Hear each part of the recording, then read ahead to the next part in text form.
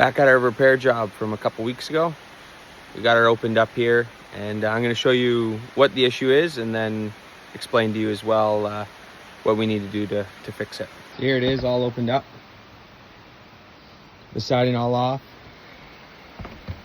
So that's what we're looking at. So here's the different layers. We've got a metal roofing. We got a rain screen for our wood siding. Got 1.5 inches of foam, and then we got a waterproofing membrane here, and then behind that would be our OSB. So what needs to happen is this piece of metal, which is to flash water coming down the wall and out, needs to be behind our waterproofing membrane that's back there.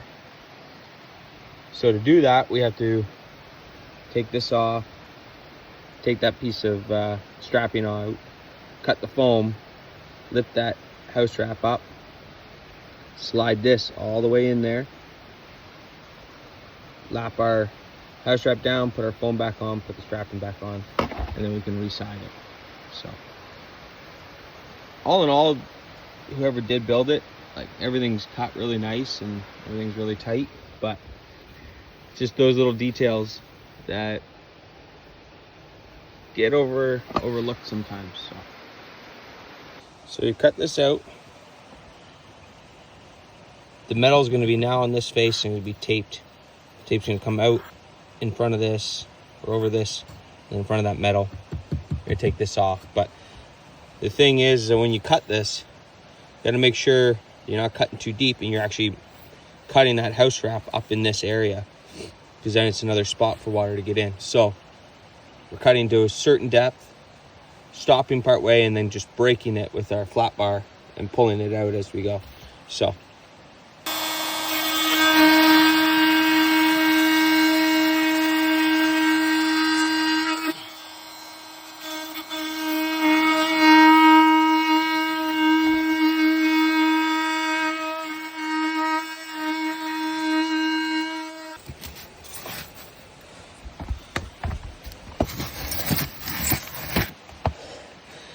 I'm using this to break that last little bit of foam out, because this won't cut the house wrap.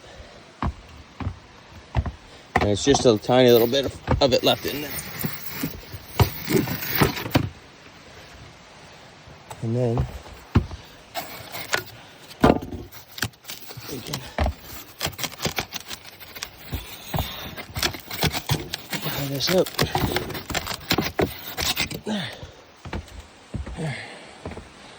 And no house wrap is damaged in the process. Well, it's turned into a little bit more. Just rotten.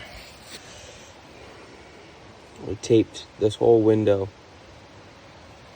all the way around, and it's on the face of the rain screen. So anything that gets in past this window, who knows what's behind this? It's rotten. What's rotten? So you get the foam off this window here, and it's pretty solid. So there's one squishy spot right up here, but it doesn't feel wet currently. One of the saving graces that they did here was they cut that on a slope to push the water away from the house, which is a good thing. Anyways, when we patch this one back in, we're not going to do anything horizontal here, any piece of wood, and we're not going to tape it. We're just going to do vertical straps under the window. All these vertical straps are going to come down just right on top of that piece of metal, and we'll do two things. One, there'll be no horizontal break there where something's going to possibly trap or stop water from coming out. The other thing is when these come out in front of the metal, they'll not have a spot to drain out and for air to come up under and behind this siding so that it can dry if it needs to. So anyways, all these little details what makes a house function properly. All right, so I got this all taped. So now this can flash water if it got back behind this foam, come out over top and out. So now,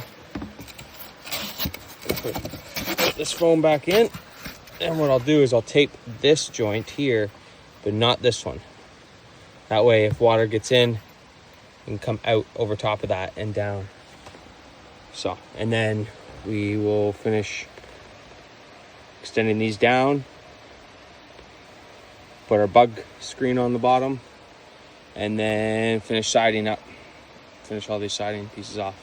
And we'll leave about a 1/2 inch to 3/4 inch space between the siding and this, so that air can come up and dry and water can come out if it needs to. So here it is, the kick out flashing. It's needed at the bottom. Without it, all that damage that was down here. But so this water's coming down, hits this, and comes away from the house. So siding just comes up and around it and then cut to the bottom, and a nice finish all the way across that blocks anything from getting in behind it. So what you have to do when roof intersects with the wall, it's all ready to go. Here we go. We got our bug and insect and rodent screen on. So it's just a aluminum, but it's perforated, but it stops anything from crawling up in behind. Once the siding comes across this, it stops anything from coming up through the back. But it's perforated, so it allows airflow as well as allows water to come back out as well, out onto the metal and then down the roof.